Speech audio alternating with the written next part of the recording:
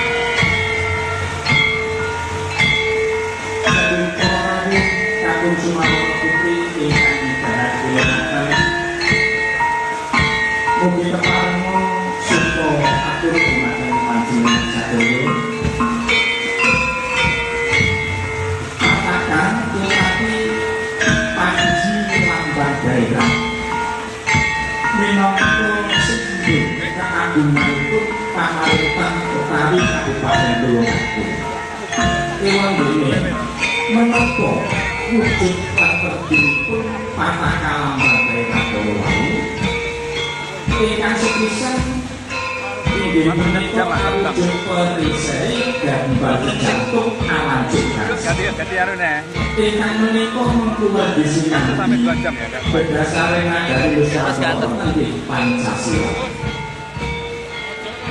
ingkang salajengipun wonten seratan Tulungagung.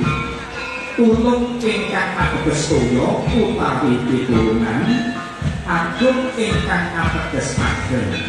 Tulungagung mengkuwedi pitulungan ingkang ageng. Ingkang salajengipun wonten wulan pari gunung 17 saha kembang kapas kacang 8. Ingkang menika nedahaken kamakmurane tlatah Tulungagung ingkang bebasan Wah Jinawi Demahri Pakar Kota Raja Alandesan kamardikaning bangsa Nusantara. Ingkang salajengipun wonten wewujudan Kartika Alanjeng Gangsal ingkang mapan sapucing tombak. Ingkang menika ametu teges gegayuhan luhur ingkang alandesan jiwa Pancasila. Ana wewujudan bunder seselir jinangka iku amarga disini nyenengke manunggaling tekad Marga Tulungagung anggenya Hamanungkaja kanthi buyut rukun tumuju nagari adil lan sentosa.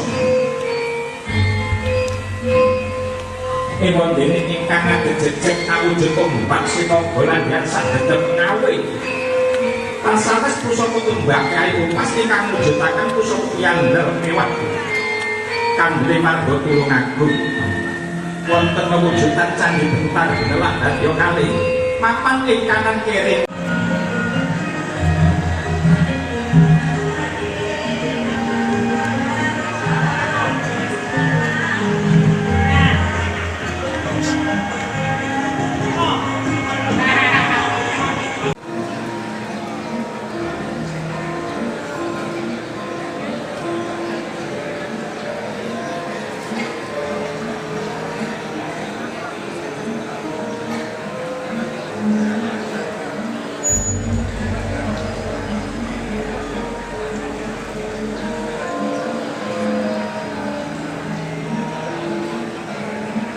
Panjenenganipun Bapak Ketua DPRD Kabupaten Tulungagung saha para anggota ingkang dahat kinurmatan, para purna bakti Bupati lan Sekda Kabupaten Tulungagung sekalian garwa ingkang sanget kula bekteni, ingkang dahat kinurmatan para Bapak Bupati Wali Kota sak njawining wewengkon Kabupaten Tulungagung sekalian utawi ingkang hanyuli sagiyaning para lenggah ingkang dahat kinurmatan para alim ulama, para tokoh agami, para pinisepuh, aji sepuh ingkang pono ing pawas ripta ing pitutur ingkang pantes sinudarsana. Para nayaka